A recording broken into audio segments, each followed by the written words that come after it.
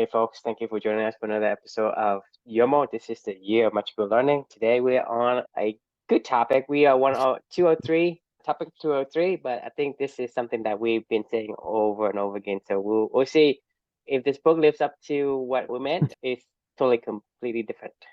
Yeah, so I had to read this book on this journey because we kind of talk shit about it. And I was like, well, I feel bad talking shit about something that I technically fully haven't read to fully understand the concepts behind it.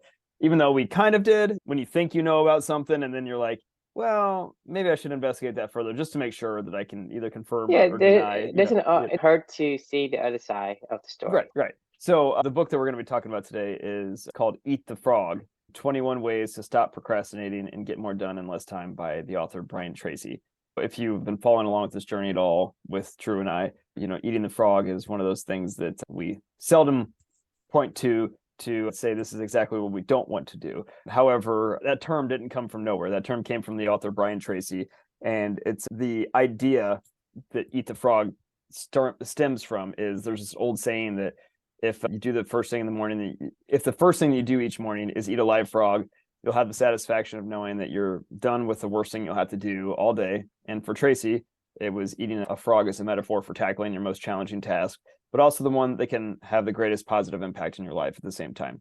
So this is what the sentiment of eating the frog is. It's tackling that most challenging task you have for the day. And obviously eating the frog isn't something that people want to really do, right? Most of the time, people don't eat live frogs regularly, Right. So it's kind of get the hardest thing out of the way at the beginning of the day. To Brian Tracy, it's the hardest thing and the most important thing out of the way, on any given day. So this is where I'll share my screen. This is kind of where the jump off point between our philosophies go this way and Brian Tracy's philosophies go this way is after reading this book, I can 100% say that I actually agree with everything that Brian Tracy wrote in this book, except that one huge gigantic difference between our philosophy of how we think of the art of living and the philosophy of how he thinks of the art of living. Everything that I can agree on is you should absolutely structure your day around the most meaningful things you should do every single day. Like you should 100% want to be tackling your highest priorities every single day. For us, it's actually a lot of those not urgent but important priorities every day that we like to call first things first activities that we learn from the 7 Habits of Highly Effective People. But needless to say, I agree with what he's saying. He's saying the same thing that we're saying. He was like, whatever your highest priorities are for the day, like make sure that you do that first thing in the morning. He calls that eating the frog because he, assumes that, if this is going to be the hardest and most important thing you're going to have to do all day long, then get it out of the way, right? And get it over with. So the rest of the day will all be downhill from there. Well, here's where I'm not going to speak for you because I think I know where your thoughts are. So I think your thoughts are aligned with where I am, but I'll just speak for myself in terms of the reflection. Here's the big jump off point between the two of us where our ideas divert from here. So agreed. Once again, meaningful work in the morning, whatever the most vital priority is for you every single day should be done as quickly as you can. And because it should be fun. For him, though, eating the frog is an analogy for something that's hard and challenging. For me, I actually don't think that meaningful work should be something that's hard and challenging every single day. I think meaningful work should be rewarding and satisfying and driven toward your purpose and something that energizes you and makes you wake up every single morning wanting to go do it every single day over and over and over again, right? That's what meaningful work is to me. It is a combination of all those things that you love to do and that you crave to do. Like it's something that you absolutely are like, if you go into the weekend on a Friday and your resources are depleted, you're exhausted and you're like, thank God I need the weekend so I can recharge, so I can get back to this on Monday.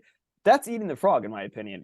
That's using all your willpower to make it through the week, to get through these really hard, challenging things that you don't really want to do, even though you say it's your most important priority, and it may be, except for that priority is something that you clearly don't want to do because you're depleting all of your willpower and resources in order to get to that point in time, and you need time to recharge. When you look at it the other way, where your meaningful work is your priority every single day, and meaningful work should be something that's energizing, by the time you get to that weekend, it's like, hey, like, I don't want to stop, but I need to stop just because I know that I need some time to recharge, to get my brain right, or whatever. But it's like hard to pull away. And then you're like eager to get back at it on Monday morning because you've given yourself that little extra time to recharge and rest is important, et cetera. So like that's the difference between the two of them for me is Brian Tracy points to meaningful work as eating the frog, meaning this has got to just shit you got to do, basically. We say meaningful work is stuff that you really want to do that aligns to all your values. So I call this, instead of don't eat the frog, which is what the title says, eat the cake. Like For me, meaningful work should be like eating a piece of cake, because like we all know, like I wrote in here, like what I'll ask you, what's your favorite piece of cake? Do you know what it is? What do you mean? What's your favorite cake to eat? Like, I mean, just what comes to mind when I say what's your favorite cake? Like literally, your literal favorite cake. Well, I don't eat cake, but German chocolate. I used to eat. What do you think of when you think of a German chocolate cake? What do you mean? What do you think of? Sweet or something I love to eat. Exactly. It probably gives you fond feelings. It probably gives you like, Yeah. oh, I remember, like my mom used to make this, or I don't know, right? For Yeah, me, everything else is good. You feel good. You feel excited looking at cake. You feel yummy when you eat it. You feel satisfied after you eat it. So to me, it's all the levels, not just like, oh, I eat it and then now I regret it. I don't have that regrets, right. right? So for me to eat that chocolate cake, German chocolate cake, it's all good. It's all around, positive. It's amazing. I mean, when I was writing about this, when I was reflecting on this one, I was talking about I was thinking about my mom's gluten-free carrot cake that she makes. It's like Mhm. unreal. Like, I mean, it is so good. It's so like just moist and delicious, and the cream cheese topping like of it. Like, I swear to you, I could eat that thing all day, every day. And I know that I shouldn't, but I mean, I it makes my mouth water literally thinking about it. And I'm like, man, like, I look forward so much to those days my mom will make this for like a special occasion. It's just unreal. Like, and I know if I overindulge and eat like, 2 or 3 of these pieces of cake, I'm a little bit miserable. But either way, like, it's amazing. I mean, I will never turn that cake away. If I see it, I'm going to eat it, Anyway, what I was getting at, long story short, is when you think of meaningful work as a piece of cake, I think of those vital priorities and those really important activities you want to do every single day. Those are the things that we call, living your values, right? And those are the things that we call things that you just absolutely want to always look forward to go do. So meaningful work should feel like that, in my opinion. And meaningful work should be something that you crave, something that you look forward to every single day, and something that's not going to hurt your health, right? Like if you eat literal cake all day long, like it's, that that's bad for you. But meaningful work is not. It's actually fulfilling. It's energizing. So that's what I mean by don't eat the frog, eat the cake. Like meaningful work should be, the best thing you do every single day, not the worst thing you do every single day. And if you live your life that way, it's sustainable. If you live your life eating a frog every day, it's not sustainable, in my opinion. It just can't be. Like, there's just no way. All right, I'll pause there. Love to get your thoughts. I mean, there's not much to say because you always say what I want to say. But I want to say this, though. I mean, I think Brian Tracy is wrong. How so? Because, like you say, when you eat the frog, you're doing something challenging. Regardless of what it is that you do, if you are made for it, then whatever it is that you do, it's easy. You look at a football player, for him to bench press like 400 pounds, it's easy. For a tennis player, for him to go and hit the ball around, it's easy. For Tiger Woods to hit the golf, practice, it's easy. He loves it. He can't get enough of it. A person who's a gamer, he can't get enough of gaming. A Yep. beaver in the water, he can stay in the water for hours, for days. You take a monkey and you put it in the water, an hour later, a half hour later, he's shriveling to death. Okay. So to me, you say, well, whatever that you do, it should be easy because that's the right thing that you're made to do. That's your meaningful work. If you had to do something that is hard, that is against you, then you are wrong in trying to say, I want to do this. This is important to me. In that sense, you're telling me that for a monkey, it is important for me to go into the cold and stay in the water and do whatever, right? Right. You're not made for that. You don't have the skin for that. You don't have the pelt like the beaver. You don't have the slime like the fish.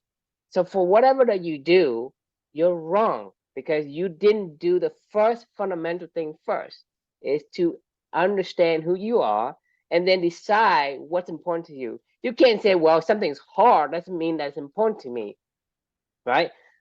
People love, there's some people who hate to do exercise and lifting weights. Right. There's some people who love it. I love to lift weights. I don't know for what reason, it makes me feel good. A lot of people, I'm gonna say the majority of people hates to lift weights because for whatever I say, this is pain. I don't know. For me, it's the first thing I do. I lift weight. I just, swing some weight. That's what I do. Right. That's what I do every day. Right. To me, that is the easiest thing. It's not the hardest thing. It's the easiest thing. And I do this every day, every single day, weekend, whatever. I do it every day. For me, health and physical it is super important to me. Therefore, to me, Which is this why you do it. aligns Yeah. with my core values. So it Right. isn't hard for me to do and struggling with the weights. I actually love it. I mean, I actually do extra sets. I do 5, 6 sets for each one of them just because, hey, I didn't get enough. I want a little bit more. The thing is, I have to even stop myself. I think I have weights throughout. Like Oh, I yeah. work at home, right? So I have my computers and I have weights all over the place. And to me, you think about it, who does that, right? Somebody that really likes it. For you, if you don't like that, right, you eating the frog. Right. You eating the frog and you dreading it, right? You dreading eating, doing the things that you're not made for. Right. Or it's not a value, not important to you. So to me, I think Brian Tracy is wrong because he's advocating for you to do something that is hard. And he is saying that whatever is hard gotta be good for you. Right. And I disagree. I say whatever is hard, it's not the right thing you're made for. You look at a basketball player, right? He likes to play. He goes play. He can't do anything, right? Other than play. You look at a fighter, all he wants to do is fight. You look at a runner, all he wants to do is run. I met a runner, right? She runs every day, like 4 o'clock in the morning. She runs like 10 miles easily. And she go home, she run again. During the lunch, she runs again. It's not like she wants to, she has to. She just wants to. She's like, she packed, her Yeah. shoes, whatever. Yeah. She just go and run. Yeah. Hey, it makes me feel good. So I do that. And to her, is the easiest thing. For somebody like me, like running is huffing and puffing. I don't like to run. I don't know why, but I like to lift weight, but I don't like to run. I mean, Yeah. I can run fast. I used to play soccer. I can run fast, but I don't like to run for whatever reason. So for my friend, she's a runner, so she's a marathon. I'm more of a speedster, right? I speed Right. and I stop. I speed and I stop. I don't actually continue. So I used to play soccer and I used to play wing. So I just run up and down, up and down. But that's me. I have the spurt. I can run short distances, and I like that. But Yeah. for me to go like continuous, like for 15 miles, 30 miles, like cross country runner, I can't do it. I just don't. I mean, to me, that's eating the frog. My physique is made for like heavy weights and fast, like spurt, like out of the gate. You max out your energy quickly. So I'm made for that. So for me, doing that is fun. Doing that is great. Way to do the opposite thing, to do the thing that is hard, right? That's not made for me. So I think that if you think something is hard, it is not the right activity that you're made for. Therefore, Right. that's a fundamental difference in terms of, yeah, you're gonna have to do this, you have to do that. Thing is, if you say, hey, I don't want to learn, right? To me, there is something wrong with that question. It's not that you don't like to learn, it's what it is What that are you you like, learning? Yeah. what you learning exactly. Right. Everyone loves to learn. I Right. guarantee you. I mean, okay, I'm a football player, right? I love to learn how to play football. I love to learn how to, if I'm a cornerback, I'm a defensive back. I want to learn how to read the defense, how to get faster. I mean, Right. you think anybody who hates, like, let's say I'm into gaming, right? I want to learn how to play better at the game, how to react, how to replay. Right. So you think about it. If you asking, hey, I hate to learn, I hate to read, or what? It's not about that because you hate to read because for me, it's an. It goes back to the shit that you used to do back in school where they force you to read books you didn't want to read, and they'd force you to like solve math problems you didn't care about, and you're like, well, I don't like learning. And you're like, well, no, that's not what learning is. That's what learning in that environment is. Like, Yes. but you're not. I mean, But you look at yeah, you're right. anyone, whether, hey, I don't do it, I just want to chase girls, right? That guy learned how to figure out how to chase a girl, what make a girl likes, what kind of personality. He learns in ins and out of that particular activity. That's Right. learning. For people who say, hey, I hate learning, no, you don't hate learning. You hate the mechanism. You hate being forced to go do something that you don't want to do, which is eating the frog. Like, I mean, that's exactly what eating the frog is. So that's what I'm saying is eating the frog, right? That's why I say he's wrong. I agree. No, I agree. That's the funny thing. That's why I read this book. That's why I said at the beginning of this, like, I actually agree. If you go up and even to the description of the book, it'll say, for Tracy, eating a frog is a metaphor for tackling your most challenging task, but also the one that can have the greatest impact in your life. It shouldn't be so challenging. This is what I'm saying is like it's a contradictory statement to say, well, this is your most challenging task, but this is also the one that's going to have the greatest impact in your life. Like what we're saying, but that's my problem. Like, it's not challenging to do the stuff that you just naturally like to do. Now, don't get me wrong; it's hard. Like sometimes you can. It's not easy to go lift weights or to go run or to go play tennis. But hit the ball against the wall for like 5 hours, right? But that's what a tennis player loves to do. Exactly. Like, or it's not easy. I mean, the thing is, people can't even lift weight for fucking 15 minutes. I do this all day long. You look at anyone who's in the gym the whole fucking day. I hate going to the gym. I used to do it because I was forced to for like sports by my Exactly. by So my to coaches and me, stuff. And everybody I has hated every minute of it. Yeah. They're made for different things. Right. So you can't hate somebody for saying, hey, you should do this. It's important because, hey, Chris, you should lift weight. It's good for your health, right? For me to tell you that, I'm a jerk. I mean, this is why we don't like philosophers. Who am I to say, hey, you have the same kind of build like me, that you for whatever reason, it triggers your positive emotions when you lift weight. For you, it's different. For you, say, hey, for people who read books, right? It gives them a sense of joy. For me to read books, it gave me a sense of dread because I just can't. But for me, it's to go and listen to an audiobook. I'm like completely like zoned into whatever it is that my book is. You asked me to do an audiobook. There's not much I can do because I have to focus, concentrate completely on it.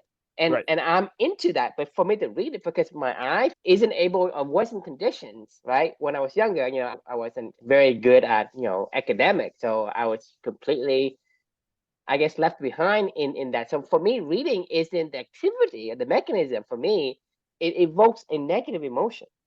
The longest time I didn't read books. But once I found Audible, it's like I probably listened to more Audibles than, 100 times the books I've read. And that's not embarrassing because I told you, until like 40 years old, I read like maybe one book cover to cover, right? And I've listened to like 200-300 audio books in the last 3 years. And if you think about it, that's not embellishing. Hundreds of times more in audio than the books. But that's the thing isn't about the mechanism of how to learn. It's about the learning itself. Is what are you interested in?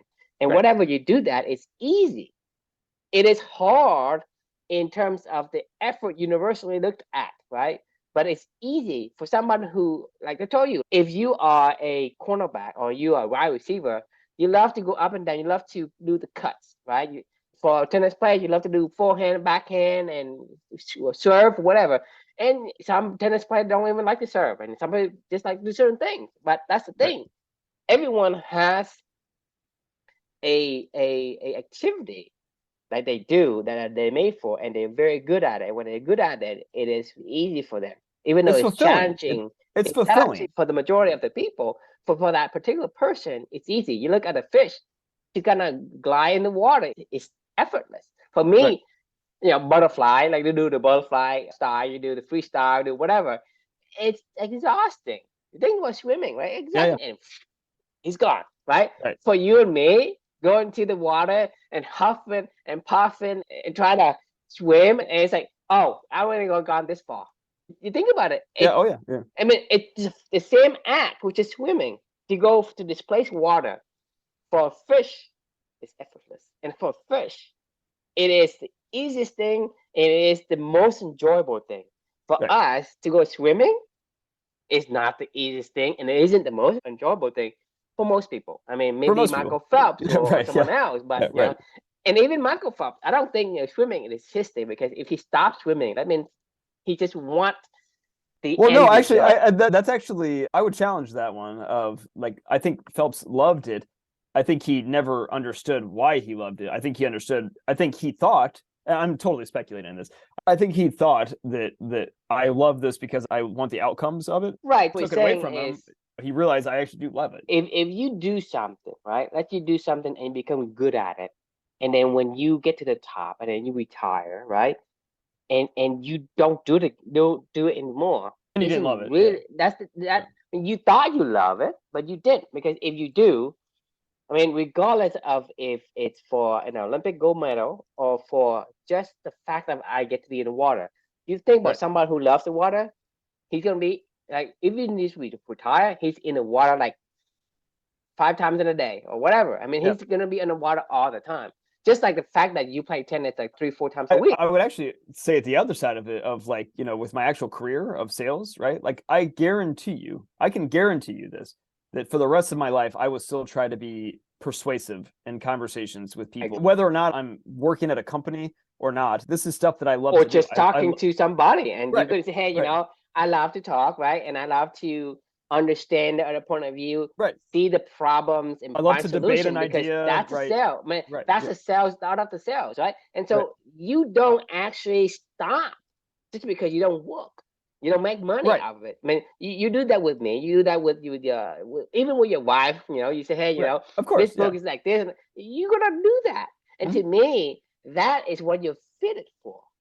Right. That's You not are eating the frog fit- for me. Like, I just wish I could do more of it. Like, I think about this regularly. exactly. Like, look, I know that I'm never going to be a pro, but that doesn't mean that I don't love to play it every single day. And honestly, like, I have dreams about stuff like, where I'm like, man, the other night, like, where I'm working on a new backhand right now, and I played a match on Saturday, and all Saturday night long, as I was sleeping, I was dreaming about hitting this new backhand. And I was like, man, there was a couple times during the match. It was really frustrating because there's a couple times during the match where I made a lot more unforced errors than I normally do on my backhand side. But then there was a few times in the match where I hit, shots that I could never hit before with my old backhand. And I was like, oh man, oh, I see why I'm doing this, and this is just a timing thing at this point in time. And it's just muscle memory. And like, I can see where I'm getting the results that I want to get. Now, am I getting it all the time yet? No. But at the same time, like, I can see where I'm doing new things that I could not do before. And I'm like, that's intoxicating. That's something that I want to go back. I want to go at, no joke, true, right now. It's like 55 degrees outside in Indianapolis, and I know like, I want to go exactly down. what you mean. I'm going to go down the street like as soon as we're done with this conversation, and I'm going to go get my ball machine out because I can actually go outside and hit tennis balls, and I'm going to go practice my backhand because I've been thinking about this for days now, and I'm like, I just want to get back out there and go hit my backhand. And I've actually texted like 4 people already today saying, hey, because I don't have work today. This is assuming you can't wait to do. Right? I know. That's what I'm I'm like, saying is, I'm looking so forward to it. when you say something about challenging, you stop me right there. I don't want to read the second half of the sentence, right? To me, if you say it's the most challenging, well, there's something's wrong here. Right. Something's wrong here. I want to be challenged by this. I look forward to the challenge of it. It's fun. It's eating cake. It's not a frog for me. There's no frog in here, right? If you eat the frog, fundamentally, you're doing the wrong activity for who you are, who you're made to be. And so to me, that defeats the purpose of the rest of the sentence. I mean, I don't care. I mean, you say, what is the most positive impact in your life, right? What does that mean, right? Based on the challenging, how would that impact your life? Because there's an aligning in the first place. So regardless of how much effort you put in, the greatest impact in your life is just what you think will give you the impact, not really the impact. Because you look at Andre Agassi, he became the top tennis player, and yet he was depressed. He did the most challenging. He thought that he was eating the frog every day. Having the fame, being the world class at this is what he wanted. But then that was the wrong vision. So he thought that was the greatest positive impact that he can have on his life, but he was wrong. That's what I'm saying, because if the first one isn't aligned, the second one is probably going to be wrong. Even though you think it is the most impactful for your life, it isn't. Right? Because the first fundamental, the core functions of who you are not aligned with activity. It is not going to be good for you, regardless if you can be a champion at it or not. But then after he can't go into the moon anymore, like, he gets depressed. Yeah. Well, he could have found a similar task. Like, that's the thing, is like, that's when you got it. Buzz Aldrin was beavering on purpose. Michael Phelps was beavering on purpose. They just didn't know why they were beavering, like, in general. Like, they didn't understand the core, the foundation of why they were beavering and why this naturally aligned to what they were doing. And that's when it all fell apart, when you took away the activity. And then they were like, well, I don't know where to go beaver now. Like, any good beaver should be able to go find another pond. You know what I mean? They're like, oh, I know what I like to do, and I know why I like to do it. So, like, I'll just go find another pond to go beaver in. It may not be the exact same pond. It may look a little different. The dams you may build. Right. But you look at, like, a lot of these world-class people at what they do, they are good because they eat the frog. Okay. Well, no, I would challenge that. Like, I don't think that Buzz Aldrin and Michael Phelps ate the frog every single day. I think they naturally did really like what they were doing. I think that once that maybe, I don't know. We don't know that for sure, because what I can see is somebody who has been doing these things, and then let's say, I mean, I don't know for sure. Okay, I'm just speculating, but you can use what I'm saying to apply to your life and answer your own questions. Because if Michael Phelps has been training for 8 years, 16 years, whatever, to win a bunch of gold medals. And after he finished a gold medal, and then he indulged himself in food, indulged himself in junk food, and getting the things that he say, quote unquote, that he would, was missing, and he needed to indulge a little bit. If he did that, right? I don't know if he did, but if he did that, or if you do that, then you are suppressing something that you are, you don't want. Meaning that you are doing this for the sake of getting a gold medal, not because of the real reason why you did it in the first place. For me, it's like I quit coffee like 2 years ago, right? Yeah. Right. So it's not like, oh, I can't wait until my 5th year and I go back and indulge coffee again, right? If you're quitting for the right reason, you are far from wanting to go back and indulge in hamburgers or beers or whatever, because Michael Phelps has a great physique because of the strict diet that he's on and his strict regimen. He's on that regimen because he wants a gold medal, not because that's what he wanted. But once after he retired, he go and indulge in pizza, in junk food, in beer. Right. Then I'm telling you, because I'm saying, I don't know if he did that or not, but if he did, then swimming wasn't his true activity for him and his makeup. And so if you quit something because you had another primary goal, then whatever you do isn't the right thing for you. Because you are eating a frog, you're forcing yourself to sacrifice.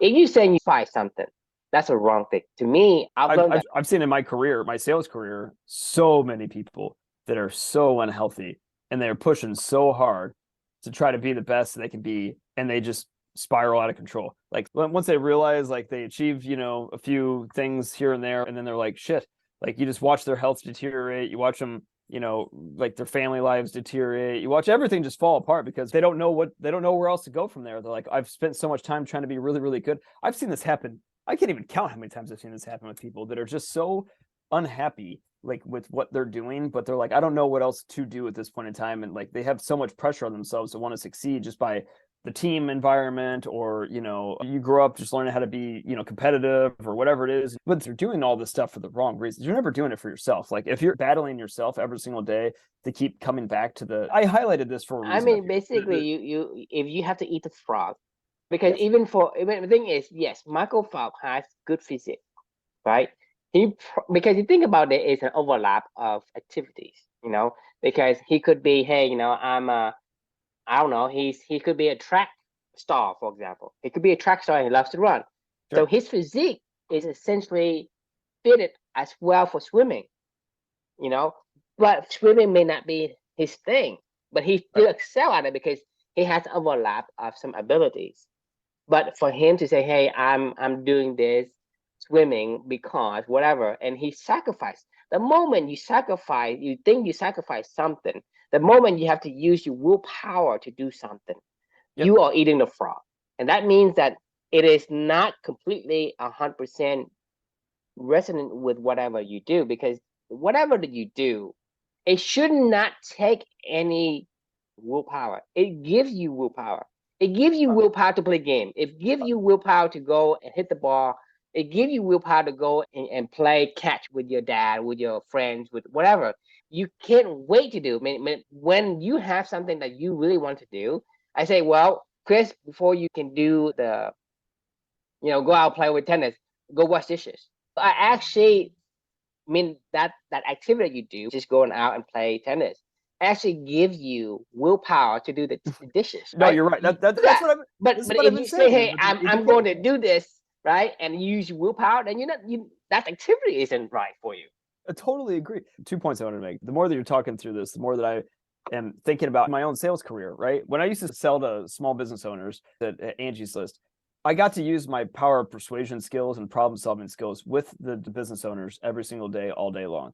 I loved it. It was so much fun. I craved every one of those conversations because I was helping people to solve problems. And that's what I love to do. Now, juxtapose that with the next time in my career. In between then, I led a team. So I didn't really do that for like a 4-year period of my life. And then I went back to selling at Salesforce for the past like 3 or 4 years. And in this role was the first time I've ever experienced this with like kind of more the enterprise selling motion of it's basically a lot of project management. It is not selling. Like, and I didn't get to sell ever. I got to have maybe 1 to 2 conversations a week, like 30 minutes, where I got to actually do the stuff that I used to do literally for like, I would do it for 8 hours a day. In my previous job when I was at Angie's List, like I would do it all day long. I was the last person there in the office because I wanted to talk to somebody again. I was like, I can't wait to have another conversation with somebody. At Salesforce, I was like, God, I am not a project manager. I hate herding cats. I hate trying to get 5 people to do stuff they don't even care about doing to be able to ultimately get to somebody that does care about something. It was not like, it is still selling, right? The job is still sales, but it's not the same job at all. And what I loved to do before, that my success at Angie's List was like tons of, and it was sustainable for me. Like my success at Salesforce was, I was like a good core performer. I wasn't like excelling. I mean, there's overlapping of right. skills that makes you great, at the Angie's List, but make you good at Salesforce, right? Exactly. But it isn't really aligned completely. Right. That's what I'm saying is, you right. look at some of these people, you think that that's what they love to do, but maybe there is a skew, like a little skew of the activity for what they are supposed to do, right? Right. It's one of those things where I'm saying, hey, there are certain strengths, right? Let's say somebody has strength, right? Strength, right? It's one attribute, but at the same time, strength can be applied to many different things, whether to lift weight or to do, be a farmer, right? Or farmer, or do, go do certain. You be chucking hay bales all day long. Yeah. And so that's the thing. It is super important to spend enough time to understand who you are and understand exactly the activity you do, that it's going to make you really, really eating the cake every step of the way, not just majority of the step of the way. Because if you had to do 2 eating the frog in between, that means it's not 100%. You look at Snow, he loves teaching, but he hates his job. He hates teaching that environment. Yeah. I mean, you look at, Chris Sears, he loves to sell, but he hates Salesforce because Salesforce makes him project manager. Manage. It's not the same thing at all. I'm not selling at all. If anything, like I've actually this is why one of the reasons why I was so happy with like the book The Dip that we'll talk about in the future. I don't want to be world class at project management. This goes back to why when I was a kid, my whole entire life people were like, oh, you should be a lawyer, you should be a lawyer, you should be a lawyer.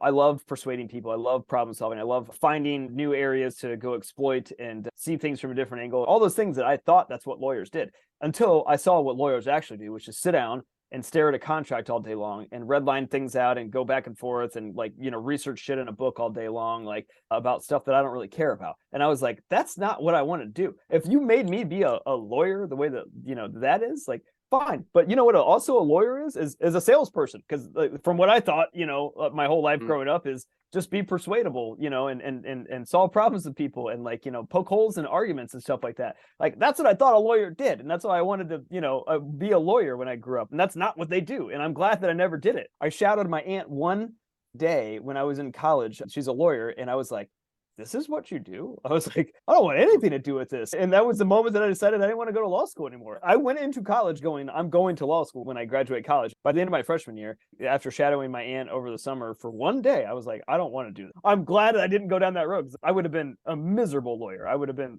awful at it. And it would have been nothing but eating the frog all day long. Horrible stuff, right? I highlighted this for a reason up here. I wanted to come back to this really fast. Like, this is the fundamental problem, in my opinion. It says it in the title. Like 21 ways to stop procrastinating and get more done in less time. That's not what meaningful work is. Like meaningful work is, I don't want to get more done in less time. I don't procrastinate meaningful work. That's something you love to do. Exactly. You cannot.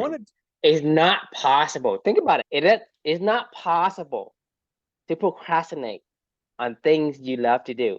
No. It's like, hey, there's a cake there, right? I want to eat it.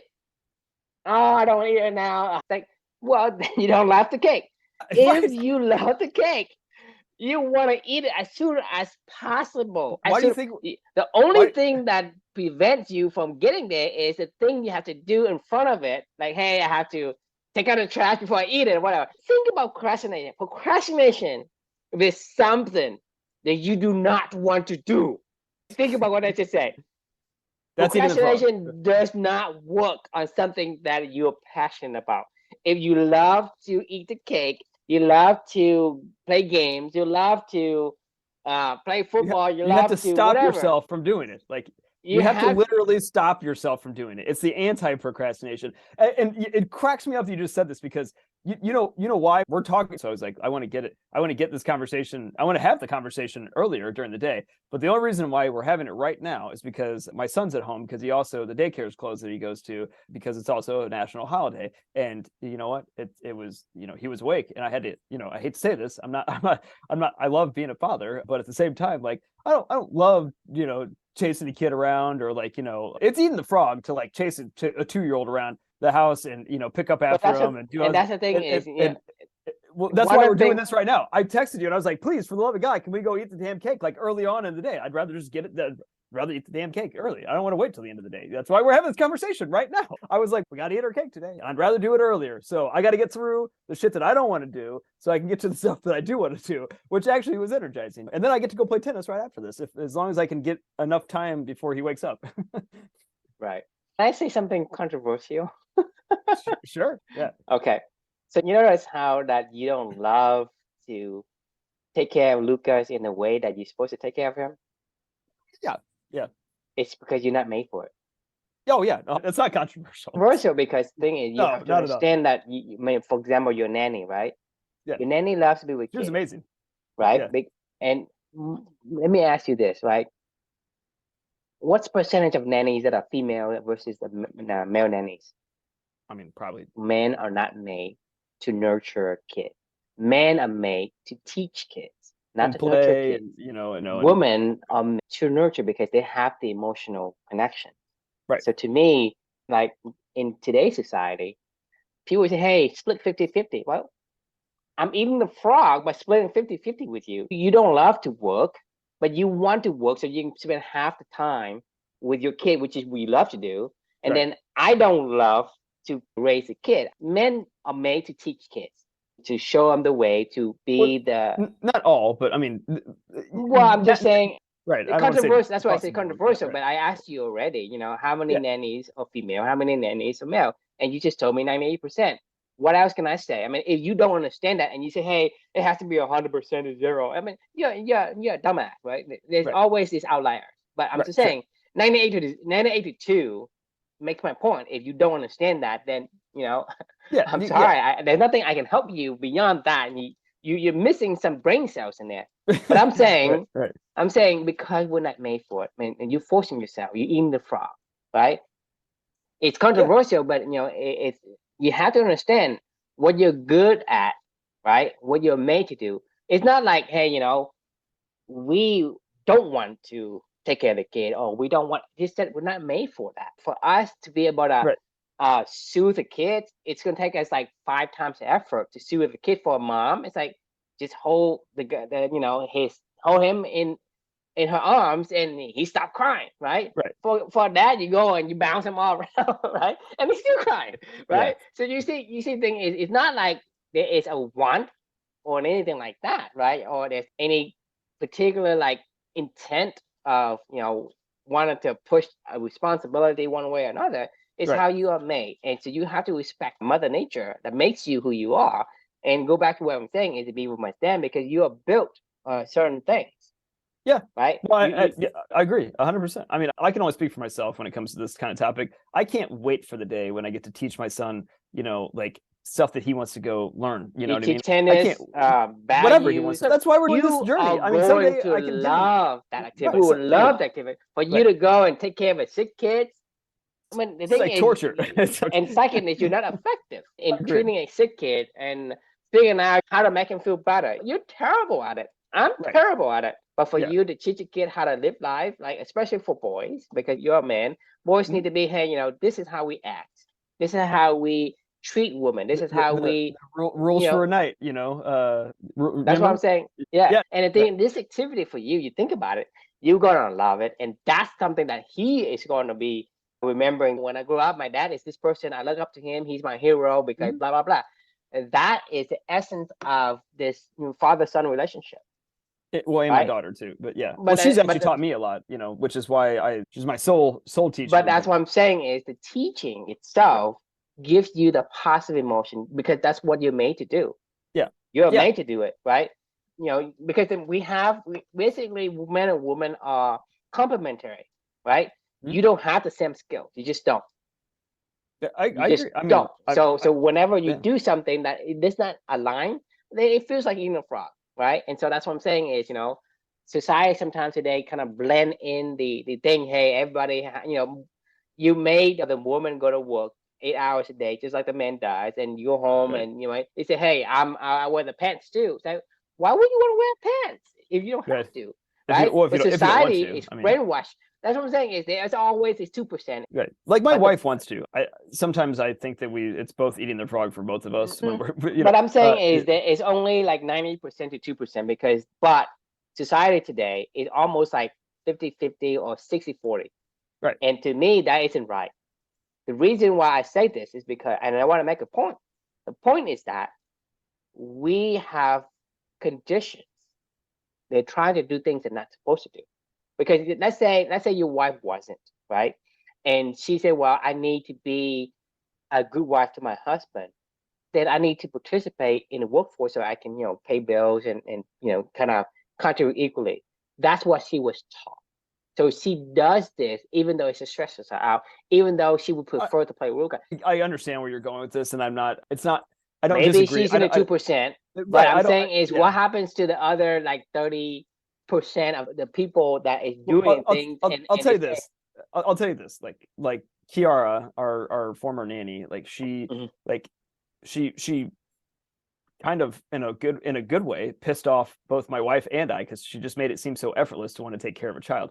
Like my wife and I are both not like that. I mean, we love our children more than anything in the world, but we're not like the natural, neither one of us are like natural just caregivers, like, and like soothing people. So like I hear exactly what you're saying, but I would Kara say went to work. I don't know if she go work as a nanny, but she works as something else because no, she was she doesn't. told.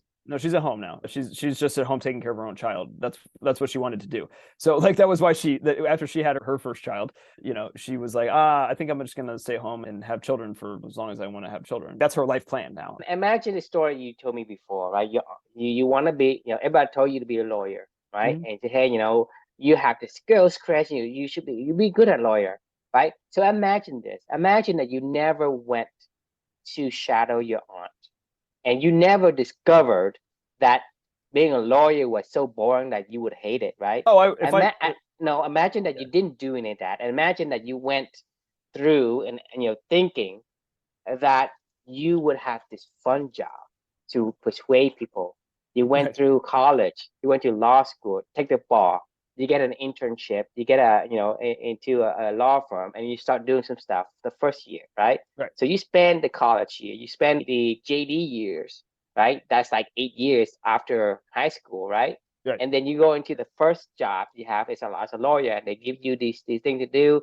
It's boring, but they tell you, hey, it's gonna get better, right? Right. It's going to take better because you're new to it. You get Put in your acquainted time. 2 years into it. Do you spend 10 years into that and you realize that, hey, this is not what I want to do? On a common sense level, what that person would do? What would you do if you have, sunk in 10 years I mean, it's of your eating the frog, right? And you are at a stage where you say, hey, this is what I want to do. What would a sane person do? I mean, they quit. No. Yeah. What do you mean a No, sane person? What do you mean? You're saying an insane person is quits? an insane person would quit, but a sane person, I was gonna because say it's a sunk cost fallacy. I would actually call that an insane person that keeps doing the same thing that doesn't get results anymore. But that's what That's what I was. society. What is society? It's A person goes it's and double spend down. 10 years, right? Yeah. 10 years. No, because you say, well, I love to argue, but now I have to read all the fucking books to go to the law school or whatever, right? Right. And they tell you it can get better at the end of the day, right? And you had that vision of better. So you eat the frog throughout law school, throughout college, throughout law school, throughout the first 2 years, right? You are eating that frog to wait for one day you get to do what you thought was good, right? And then it wasn't. But Right. people don't stop. They Oh, don't I agree. stop. They I mean, continue on until they're 60 years old. it And gets they say, worse, actually. fuck. That's what I'm saying is the conditioning of society is very, very dangerous, because if you don't understand who you are and you did not figure out that you didn't like law school, I guarantee you're going to be a depressed lawyer by now. 100%. I mean, there's not a debate. There's not even a doubt in my mind what you're saying is true. If anything, this goes to the Darren Hardy entrepreneur roller coaster. Don't miss the point, right? They'll spend their whole life going double. They'll not just 10 years into it. They'll go, I'm going to double down. You know what? I should just run harder up this hill. Like, you know what I mean? I'm going to go read more books. I'm going to go find people like Eat the Frog. I'm literally going to go read all the and Brian they're going to read all the the good to Eat the greats, all Frog the, book, you know, and say, right. I need to stop procrastinating, and I need to get more done, and blah, blah, blah, blah. Insane productivity, like the course that Darren Hardy offers called Insane Productivity. I mean, they'll go invest into their learning of the shit that they don't care about, because they're like, I just got to eat the frog, man. I got to do it harder. I heard, gosh, I wish I could remember where I heard this at recently, but it was something like, if you find yourself doing something that feels like it's not fun, like the worst thing you can do is to double down and go harder. It's the absolute dumbest thing you could do. It's like eating the frog, and then you're getting sick and say, well, it's more frogs. Right. I mean, it's a dangerous thing, because you think about this. I don't want to. Depressing. Yeah. The thing is, you have to understand what I'm trying to say, though, because if you say, I'm eating a frog and I get sick, right? I'm saying that you're going to tell yourself, I need to eat more frogs so that my body gets used to it, so that it's going to fight itself. Yeah, right. Yeah, no. You put Luca in a daycare and he gets sick and say, well, eventually he get over it. Right. That's what you're telling me. And to me, it makes no sense. You know how many people I have to argue with about this? I cannot tell you how many. Like, my family was over for Luca's birthday on Saturday, and I shit you not, I think I had to argue with 6 people, at 6 different occasions, because Luca was sick. Like, when they came over, Luca was coughing, snot running down his nose, and I'm like, daycare, what do you want me to do? He was fine on Thursday and he's sick on Saturday. And they're like, well, it'll build his immunity. And I'm like, don't fucking tell me this. Do they say that sentence every single time? I'm like, that's my problem. My sister, I love her to death, but she was over and she's like, well, Chris, how do you think that people build their immunity? And I go, are we going to have a scientific debate about, how the immune system works, Kristen? I know how the fucking immune system works. I get it. I get how our immune system works. What it doesn't work with is when you shove people that are unnatural in an unnatural environment, at a time in their life when it's.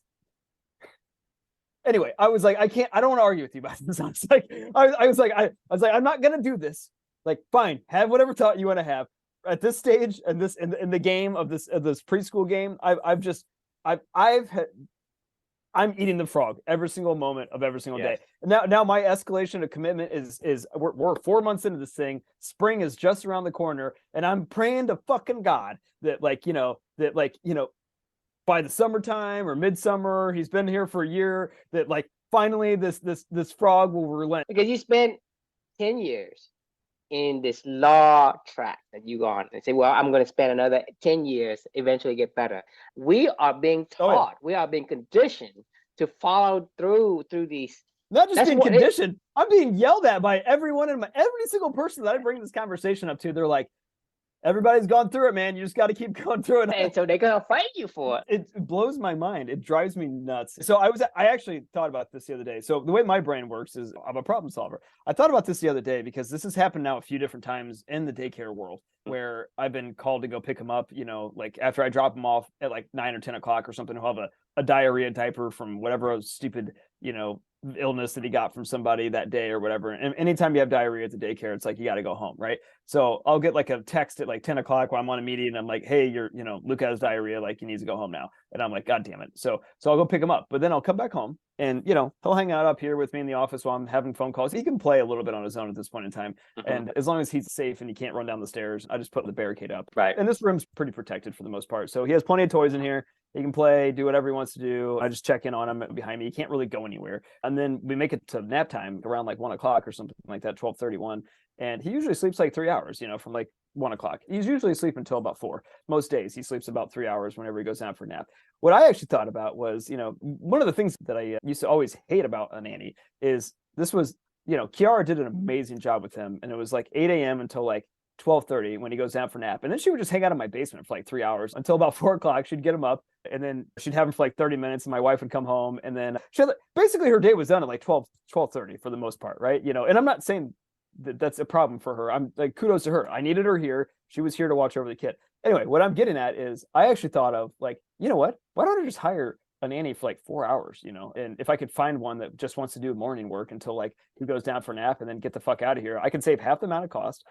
I'm here. It's not like I'm going anywhere, so if he gets up at like 4:30, I'll just tell my team or whatever, like, hey guys, Luca got up a little early today, or I'll just take the last call of the day that I have with my team at 4:30 with him in the room up here. It's fine. Long story short, there's always a solution. If I wanted the solution to be, I don't want my son to be in daycare, I could think of, and I have thought about 30 different scenarios where I could figure this out going forward. It's possible. It's really hard for people to say, I'm not going to listen to what everybody else is telling me to do. And I'm just going to do what I want to do, which is natural and aligns to how I want to live my life. Like it's so hard to tell other people to shut up. Like, and no, I'm not doing that. I have been like, that's why I enjoy being the black sheep of my family. Because whatever my family does, it's not easy. They pin you down and they want you to do exactly like everybody else does, right? Yeah.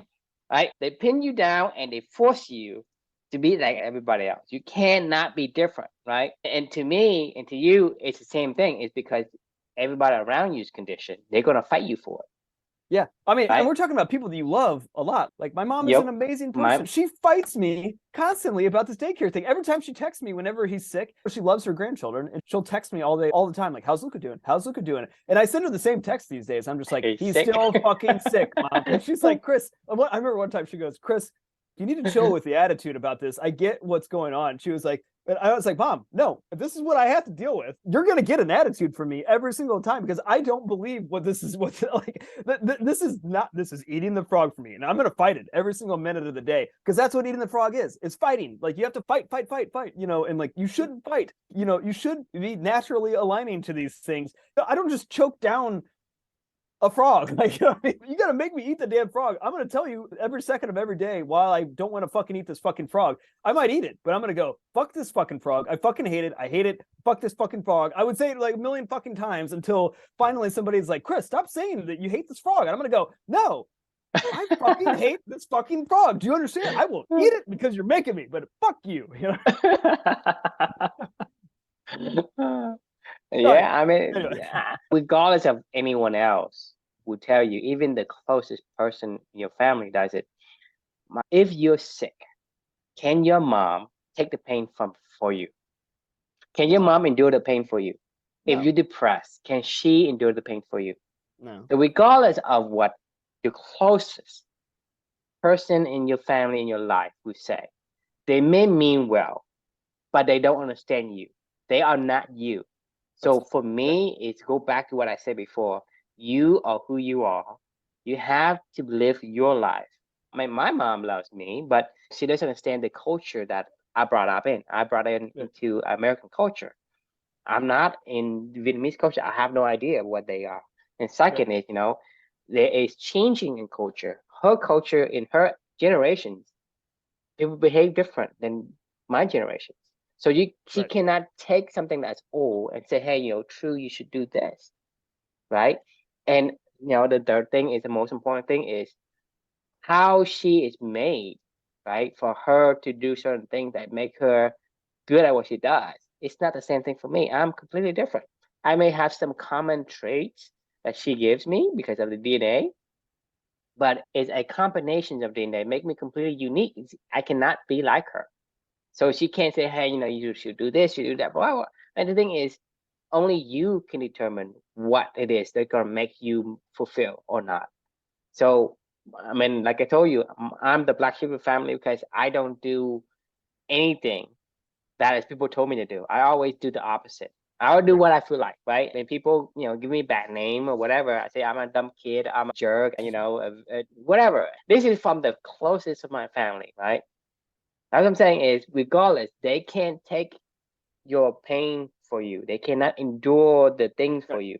So whatever you do goes back to what you have to understand yourself and do things for yourself that aligns with who you are. So, I mean, that's what I'm Don't saying eat the is, you know, frog. the giveaway is, yes, people are going to tell you different, but more or less, you know, the most pressure will come from the closest to you. 100%. But even then, you still should not give in to them, because Agreed. they cannot endure the wrong mistakes that they told you to make. You know, my mom, I did go to daycare when I was like 4 for like a year before I went to like preschool or kindergarten, I think. My sister, I don't think ever went to preschool because I think my mom was at home with her and I until, you know, she went back to work, or like when my sister was like going into kindergarten. And my sister has 3 children and she has been a stay-at-home mother by choice. My sister has multiple degrees. Like she has a master's of engineering and a master's of business. She's really smart. She had a career. She gave up her career for my brother-in-law when he went abroad, and they lived abroad for a decade and they had 3 children, and she was a stay-at-home mother. That's what she chose to do for their family. The more that I'm even thinking about this whole conversation again with my mom and my sister, I'm like, you guys didn't fucking send your kids to daycare. Well, I got to wrap this up. Speaking of eating the cake, my clock is ticking now for Luca before he gets up. So awesome. All right, well, that was a fun conversation as always. So the lesson or the question Don't eat that frog. yeah, don't eat the frog. Hopefully we finally convinced you that eating the frog is a bad idea. Eat the damn cake, okay? We will look forward to seeing you all tomorrow, and thanks for joining.